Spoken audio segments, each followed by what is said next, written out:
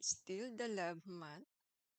So let us say I love you to the most important person in our lives, our parents. But how do we sign parents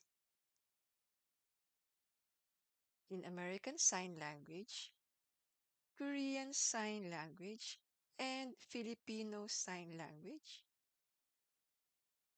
Parents in American Sign Language is this. So father, mother, and then you just combine them. Parents.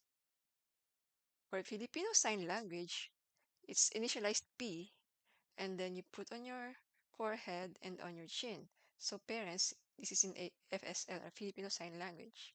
Magulang. In Korean Sign Language, this is, so I showed you before that this is for mother, oma, and then father. So for parents, it will be this. You point and then this. Easy, right? See you in the next video. Hi, thank you for your continued support. Please don't forget to like, subscribe, and share. If you have any questions, suggestions, or comments, please write in the comments below. See you in the next video.